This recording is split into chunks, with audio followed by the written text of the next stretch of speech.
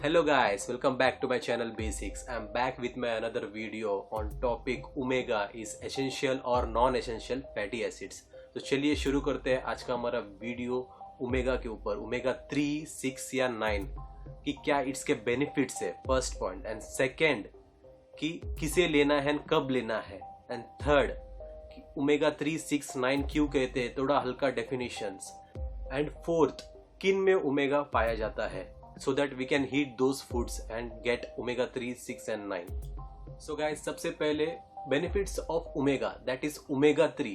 So इसके benefits क्या है? सबसे first improving heart health, and then supporting mental health, and third reducing weight and decreasing liver fat and supporting infant brain development.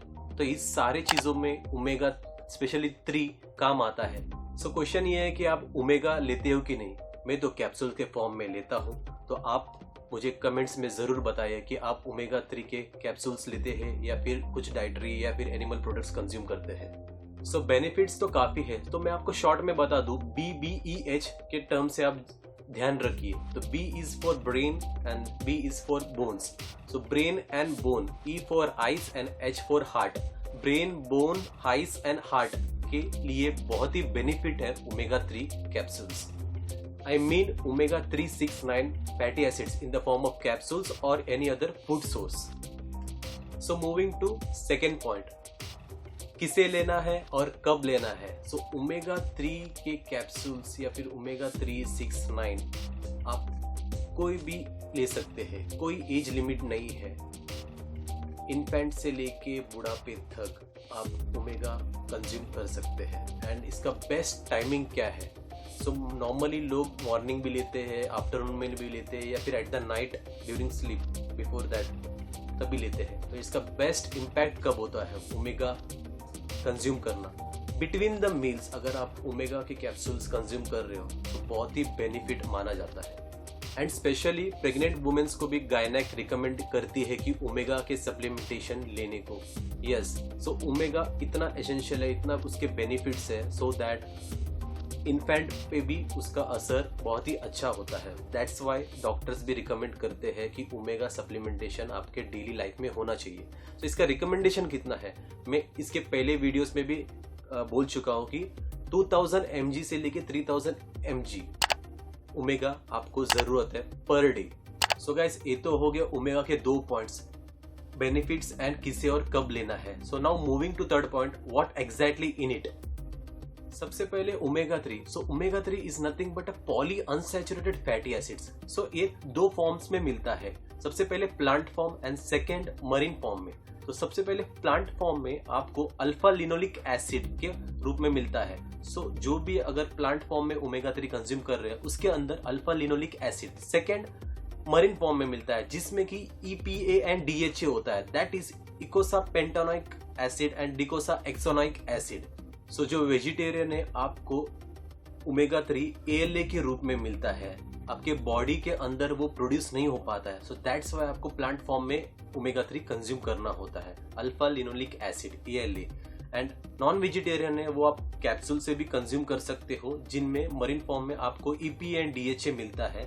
EPA and DHA are marine form of omega 3 normally found in cold water fatty fish like salmon और mackerel. On the other end अगर vegetarian कोई flax seeds consume कर रहा है, flax seeds में से आपको ALA मिलता है and that ALA can be converted into EPA and DHA. But ये जो कन्वर्शन होता है ये इतना स्ट्रॉन्ग नहीं होता है. अगर आप ALA से EPA DHA कन्वर्ट होके आ रहा है, आपको मिल रहा है, that is not that strong as directly EPA and DHA हमें कोल्ड फिश से मिलता है, कैप्सूल्स में ओमेगा 3 के मिलता है. सो ओमेगा 3 के बहुत बेनिफिट्स है. आपकी बॉडी इसे डायरेक्टली प्रोड्यूस नहीं कर पाती है, बट आपको लेना है सप्लीमेंटेशन के फॉर्म पे या फिर फूड सोर्स से. सो इसीलिए इसे एसेंशियल फैटी एसिड्स के नाम से जाना जाता है. Omega 3 is the essential fatty acids. Moving to omega 6 fatty acids. So omega 6 को भी पॉली अनसैचुरेटेड फैटी एसिड्स बोला जाता है एंड इसके अंदर arachidonic acid and linoleic acid होता है. सो omega 6 is also a essential fatty acids. आपकी बॉडी इसे प्रोड्यूस नहीं कर पाती है, that's why it falls under essential fatty acids. Moving to omega-9 fatty acids. Omega-9 fatty acids are monounsaturated fatty acids and your body can make it. That's why it falls under non-essential fatty acids. Yes, so omega-3, 6 and 9 में ज़्यादा फर्क नहीं है, कुछ chemical compounds, chemical structure के इसके difference है, that's it. But omega-3, 6, 9 में से सबसे मोस्ट इम्पॉर्टेंट ओमेगा-3 होता है एंड ओमेगा-6. ये आपको एसेंशियल कैटेगरी में फॉल करते हैं, तो ये आपको लेना पड़ेगा. एंड ओमेगा-9 आपकी बॉडी कैन प्रोड्यूस इट.